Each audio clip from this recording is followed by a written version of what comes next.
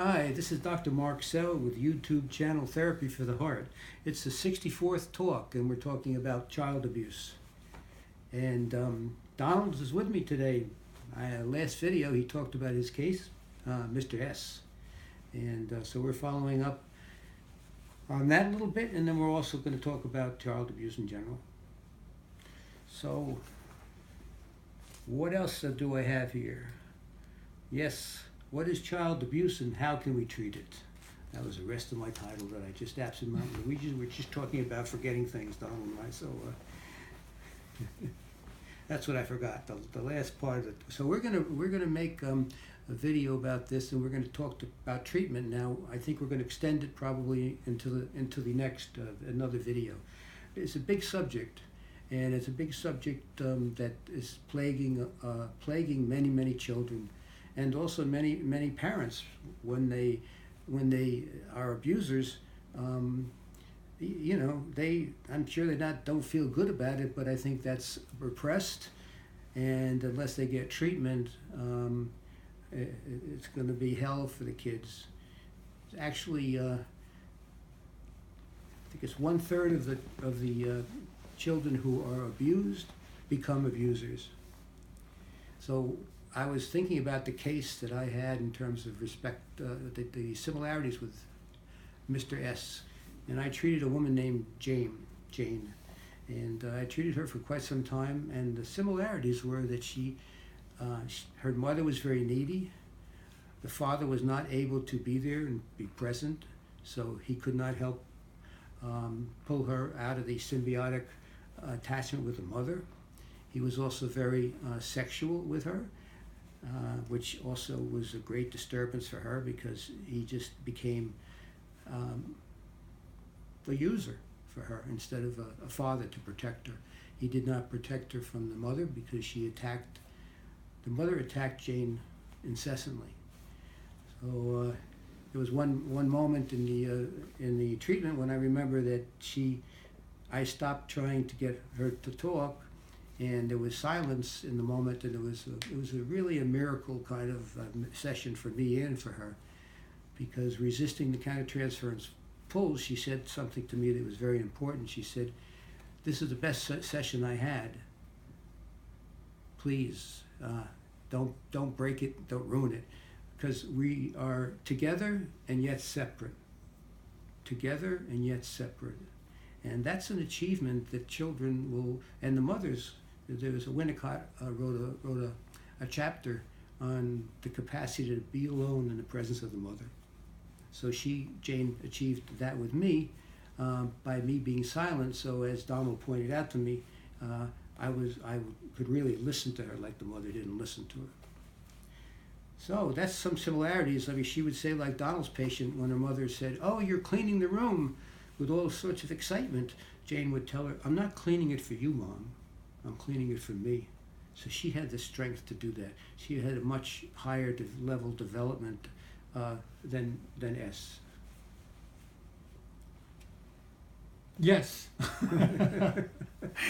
My Right? big contribution. Yes. Yeah. That is one of the major differences, that your patient did achieve a higher level of development than mine. But there are many similarities. And yeah, I do think that your silence was interpreted silence can mean so many different things to people, which makes it an interesting topic in itself.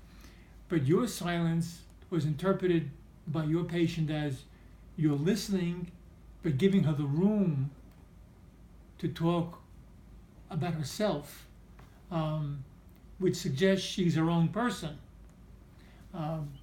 My patient never reached that level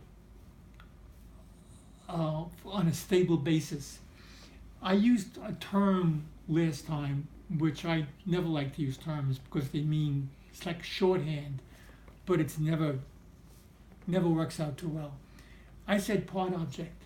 And what I meant by that was that S would sacrifice part of himself to his mother because he knew she needed that for her survival.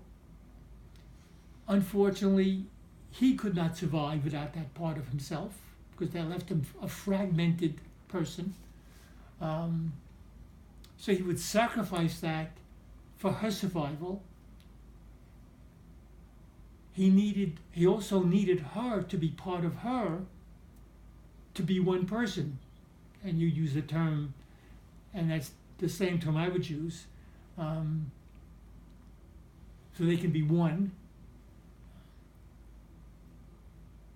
And if he was to fight for his own individuation, he would not only need his father to help him to do that, but he would need that part back from his mother, which was difficult for him to claim because he didn't want to kill her off. So he was in a trap. It also suggests a low level of development in your patient. She really was her own person, and she would kind of move back and forth a little bit. But she achieved much more level, solid. much more solid. And in terms of higher, her father not being there, right. I think that's one of the reasons why she didn't go to school, because she. There's one of our studies we covered it in one of the videos where if the father is absent, the child suffers with their development in such things as school. They just suffer because the father is not there present in their life. Mm-hmm. So he wasn't present. But when she started treatment with me, she started to go to school and she finished college and graduate school. But she had me there to work through her feelings about her mother and also her father, in terms of seeing that I could be a good father to her, and not take advantage of her like her father did, and I wouldn't desert her. Well, you in fact moved back and forth, mm-hmm. From being a good mother who would listen and tolerate her being a separate person, and then you became a father figure. So you were moving back and forth in what we would call a transference, which really enabled the work to enable her to grow, and to become more solid in her development. It was funny, that fantasy she had about being on the bird, the back of the eagle. Mm-hmm. Yes, I took her to the wise woman who let her down, and she was so enraged that she battled with this woman, mm-hmm. and which is what she really did with me in the treatment, I think, because a lot of her rage in the transference was displaced from the mother, who she could never really tell her how she really felt about how she was handling. But talk about silence. One of the most viewed of videos on the YouTube was the silence as an intervention. Yeah. Yeah, it was watched a lot because of that, the importance of silence. And many therapists can be confused as to how to handle silence. Sure. They might interpret it, which is not generally recommended. They need to wait. If it's a problem, then they might fail. They might, if they could ask the patient how they're experiencing the silence, usually that's a good intervention. But yeah, well, it's what makes silence interesting is that it's pregnant. It is pregnant. It's often a pregnant silence, but that also suggests that something is going on within the patient that might be censored, is being censored, right. And that's not conscious, or it could be something that they're thinking about that they may be uncomfortable saying to you. And often a therapist might make an intervention like, "Oh, you're very silent," which could be a criticism. Well, it's often experienced as a yes, criticism, that's what I mean. Yes. Or it could mean, or you could say something like, perhaps you're having some thoughts about me that are making you uncomfortable. Well, that's interesting. But that's another kind of a comment that is loaded. Because it introduces you as a separate person. Right. And that patient mostly are not at that level where they want to think about you as a separate person. So saying you're thinking something about me is way beyond usually their level of development. That's what I'm saying. There's all kinds of comments that can be made. Yes. Depending upon your understanding of where this patient is and what's going on in the therapy. That's why it's not a That's good why idea it's very difficult to know. to say too much Yeah, in the beginning of treatment because you don't know. you don't know the patient. We have no idea. Right, You know, exactly. so this silence. I know somebody who was a fine therapist who was quiet with his patient for I think it was years, and all she did was come into the session and cry and hide, literally hide on the floor and cry, and he would not say a word, and that was a treatment. that went on for quite some time. I think it was a year and a bit over. It was a long time. Yeah. And I think that, I mean, the pull on the therapist to say something. Yeah, for their own Oh competency. my God! Yes, How can you feel competent if the person's not talking? right. Well, that's a good example of how you don't talk, right? Yeah. That was Dr. Marie Lucas's example, when she had a patient who hid behind the couch. Well, that was her example. That was her example. Okay. Yeah, that was her example, and she allowed that to happen, and the patient, like 2 years. Two years. It was 2 years behind Wow. the couch, not speaking. My hat's off to her that she could allow that. Yes. I mean, within herself to sit there, it's really hard. Yeah. Well, It's really difficult. she was trained by Jerry Lucas as I don't care who trained you. It's Well, still a sick. It's Well, that's where she learned to do the importance of not having to intervene, to not challenge defenses, to let the person be until they're ready to evolve into something else. So that 2 years, it's impossible for therapists, most of them, to do, because they want to feel incompetent. Look, I had just the opposite Yeah. kind of a patient. I had a patient who I was seeing multiple times a week, who would come into session, and who wouldn't even breathe. He was talking nonstop. He had something on his mind, and he would say it. And if I try to, and I just would listen. That's good, though. You know, I just sat there. Yeah. I'd listen. Yeah. He'd finish, Yeah. and if I wanted to comment, then he would tell me, Yeah. "Don't talk." Right. You know, he would start it again, Sure. like it's right from the beginning. It was like a recording, Yeah. and he would go through the same material he just presented, So what do you think? What do you make of that? and then and you can call it whatever you want to call it. No, not calling it. But Yeah. What do you think that was? What was he doing, in other words? So what did you do? Did you mostly not interfere with it? I didn't interfere. Uh-huh. So I that- let him do it. So that was your But I'll tell you, what? he would do it multiple times a week, Yeah. Oh, you saw him how many times a week? 3 times a week. Uh-huh. That was his. He'd come in and he would repeat, and he'd finish the story, and then he'd start it again. Well, that says a lot about your tolerance, about being able to not It was see that as your competency, as a lack of competency in your part with the treatment. well, thank you, but it was. Every so often I would try, and he would tell me. He would literally put his hand up. He didn't want you to be in Didn't his want me world. to say a word. Yeah. And I'd sit back again, and I'd shut up. I thought I was going to lose my mind. But that's what I'm saying. It was very hard. It was very hard, and you were one of the rare therapists who could tolerate that, like Marie Lucas. Like Marie, I mean, and so Yeah. I had to remain silent. I was silent. You didn't have to. You chose to.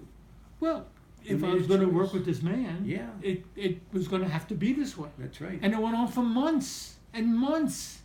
Well, And I come out of there sometimes, I want to tear your hair out. right. Right. Um, Well, patients are very frustrating, and that's Very what's- difficult. That's what is difficult Yeah. in the field, because we have to be aware of our own vulnerabilities. We talk in my psychotherapy training group, often it's a familiar theme when some of the people might go over a session, and it's not until they realize that they're going over the session because they feel incompetent, they think they're doing the patient a favor, Mhm. because but it's really their lack of feeling it, so they're going to go over and do more so that they can feel more confident. But that's human. It's human. We all have our own vulnerabilities, and that's why we need so much training as psychoanalysts and psychotherapists in order to understand our own vulnerabilities. Yes. So let me cut back to the child, the title of this, because it was an interesting paper, and it was the legacy of child abuse, and it was in the New York Times, 1989. And by the way, if you want to, anybody wants to go back and do a recap on that case about Jane, people have written to me about they want more on countertransference, but that case is loaded with countertransference and transference. So you check it out. It's the 43rd talk on the YouTube. But this article by Daniel Goldman, G-O-L-E-M-A-N, it's 1989. He talks about what kinds of things are characteristic of those people who are abused that make it very difficult for them in life. And he lists a few of them. He says that the abuse happens early, it lasts a long time, the victim is close to the perpetrator, it's a cold environment, and also, you don't have to be beaten physically to be an abused person. I mean, you're abused if there's consistent reprimands and criticisms. What also they signaled out was the most predictable of having a difficult outcome was when the person who was abused as a child felt unwanted and unloved. That was the main one. Not that these other people who didn't, they have all these characteristics, but that was the primary one. And also about feeling, about self-blame, that most of these victims would blame themselves for the abuse. So what we're going to talk about later on, because that's also characteristic of, in my experience, many of my patients, they blame themselves, they attack themselves. They're not necessarily, have not necessarily received that kind of abuse, but they still feel that kind of self-attack. I'm no good, I'm a piece of shit. But particularly the children who abuse, it's irrational, to blame themselves, but that's what they do. The hopefulness, if some of the people who have been victims of this, is if they can see that that's irrational, if they can see that blaming themselves is irrational, there's a lot of more hope. But most will not be able to achieve that unless they go into therapy. Can I jump in? You can jump in anytime you want. Okay, let me jump in. The water is warm. Okay. Let me start one place and work my way back. The person that can see that, what you're just talking about now, has the ability to reflect. And not everybody can do that. So if you do have the ability to look back and reflect, that puts you ahead of the game. But that's often not the case with many people. Right. Now let me also say that what we're talking about now is not what many people think. Is, oh, you're going to blame, in quotes, you're going to blame my mother or blame my father. No, we're not doing that. We're not trying to point the finger and blame them. My experience, I'm sure your experience too, is that most parents really do the best they can with what they have. They try. They sometimes fail, but they try. And they're limited by their own limitations, which causes the problems that we're going to call abuse. Not because they want to abuse their kids. They're not psychotic people, crazy people who are tying their kids to heaters and to burn them. No, I'm not talking about that. That's overt. That's crazy behavior by crazy people. Okay, I'm talking about more subtle things. And those kind of things are done by people who probably mean well, don't really mean to hurt their kids, but do. So we're not out to beat up on parents and blame them. That's not the purpose of therapy, and that's not what we're trying to do here. Yeah, we're not. One of the things that I think about when you're talking about this in terms of the people that come to see us, and it's very common, is that they don't admit that, like, my childhood was fine. Right. See, there's a big denial in many of the people that I see. My childhood, and the minute I hear that, I, begin to wonder, about what really happened, because most people don't have a fine childhood. It's my experience. Like, some may, I'm sure they do, but many suffer from the kinds of Injuries. That's it. Injuries. And as a modern analyst, we were taught that what we do is we try to help them recover from the damage of those injuries, and also help them get in touch with the anger related to those injuries. So as far as treatment goes, that's what I will talk about later on. That's one way to look at how you can help people. But as soon as they can't admit to it. They say that people who were burnt say they were not abused. They were burnt. Yeah. With an iron on their arm or their body. It's terrible what they're done. Now, when you say you're not blaming the parents, well, it's not the question of blaming, but the fact of the matter is these people suffer terribly at the hands of the people who are supposed to take care of them. Like this article said, he says in there, what's missing in early development is with these people who are abused is nurture. Mm-hmm. Nurture is the primary thing that they are missing early on in their development. So it's not blame, but these people got gypped right from the beginning.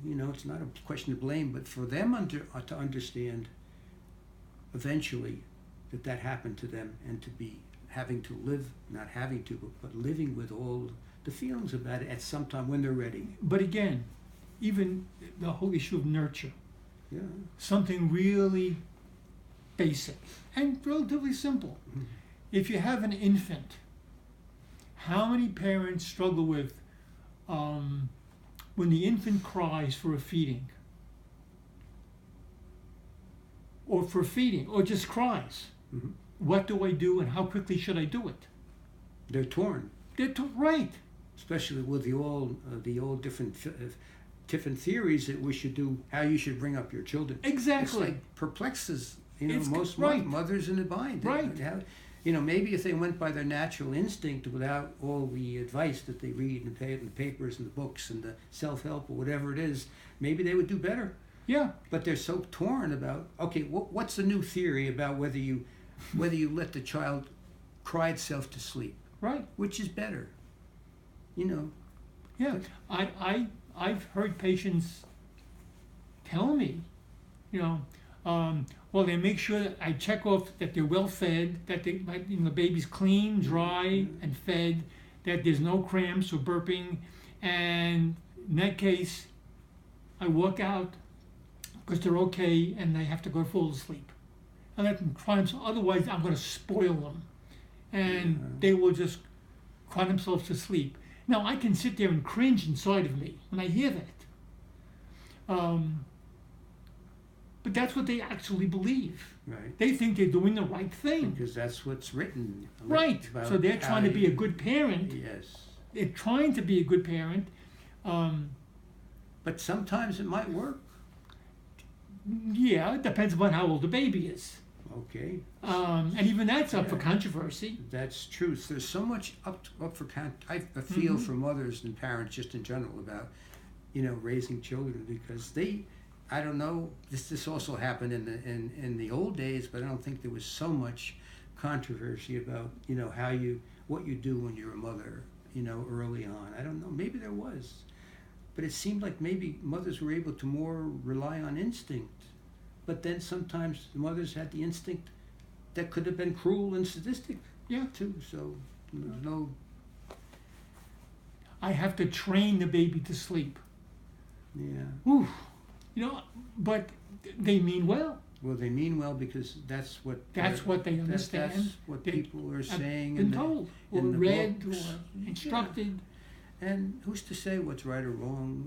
We can have an idea about it, but Well, we see the consequences Yeah. of the various different kinds of, I mean, how this child, and you're right, some child may react differently to the same thing.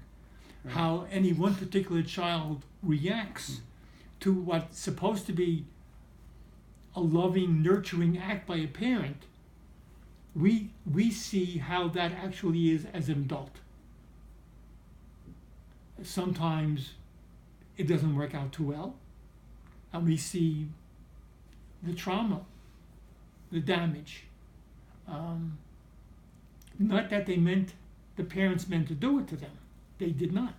No, and also they were repeating what was done with them. Right? Some people, yeah. There's a TV show on, it's around pedophiles, so it's special victims, and they make a whole point about saying, children who are abused become abusers, or are often abusers.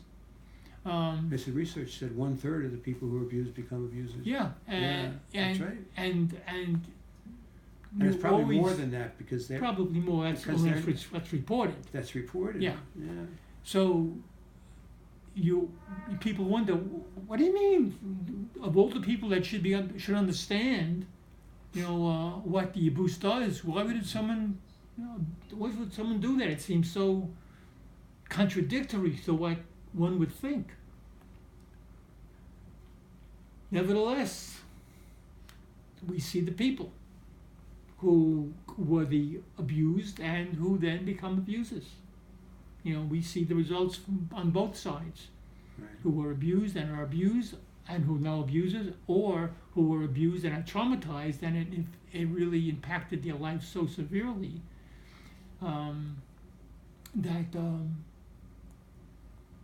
they have severe trouble. The video that I had up there about the patient asking me if I lived where I worked. So I asked him what was important about that. Mm-hmm. Good Because question. I didn't want to answer it, and just to make he was beaten as a child, so he said, well, if you came and saw me at 7:00 in the morning, which you do, if you walked down the stairs and saw me, that would be one thing, but if you had to commute, it would be another. And I said, well, what would be the difference? He said, well, if you had to commute, it would make you feel special. So his wanting to, that meant that he would feel special, and so when he was young, he was beaten with a switch by a father. Yeah, just whacked him, really. He was traumatized by it. So sure, he wanted to be special, and that would mean to me that I went out of my way to see him at 7:00 in the morning. Yeah, so the need to feel special is so predominant. I mean, it's just prevalent in everybody. We all want to takes feel different forms, right? We all want to feel special. It's just a question of how we go about trying to feel special. If somebody walks into a room and commands all the attention of the group, and then he wonders why everybody is drifting away when he's talking. He wants to be special. He wants to be paid attention, but the way he's going about doing it, that's not going to happen. Now, the way S would make himself would want to be special, and that's what his previous therapist fell into, which I felt too, but I wouldn't do it, was to make you feel as a therapist so important and to take care of him. So the therapist would say, well, I'm available at all times, you call me 24/7, which would make S feel he's special, but it also made him feel that he couldn't function without the therapist. Right. That's sacrificing himself.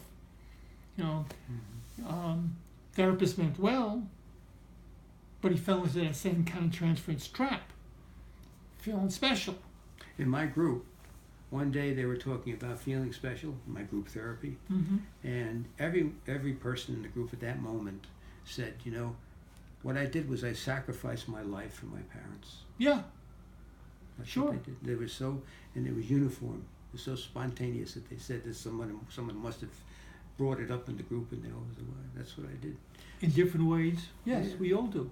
So this is Dr. Mark Sehl, and this is Dr. Donald Mars, and this is the 64th YouTube talk on, and we're going to continue.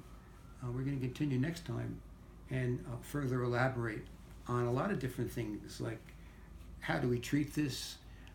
How can we, in early development, how can we educate parents if we can, you know, to prevent this kind of thing, which is kind of hard because if they're been brought up a certain way, you're probably not going to, but at least we can see where we can go in terms of education. But basically, how do you treat it? We're going to talk about that and whatever else you might want to talk about, and I want to talk about next time. So how about, you want to come back and do it? Sure. Yeah, good. Sure. Very good. So if you want to contact Dr. Donald Mars, you can reach him at drdonald.com. No, what about Mars too? Oh, I didn't say No, Mars. it's DRDONALDMARS. .com. Thank you. And you can reach him at 212-682-7568. So, and you can contact me. I think you all know how to contact me, Mark Sehl at gmail.com, or you can text me at 917-991-9113. Also, please like this talk if you like it. That would help us know what's being liked and what's not. Be honest as you can.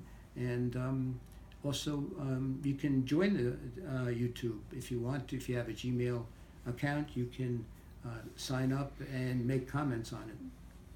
So we're going to bid, without further ado, we've gone quite some time already. I've lost track of it.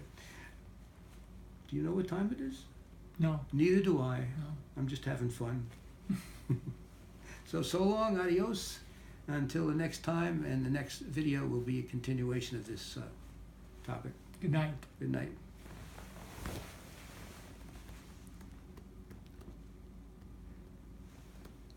How long was it?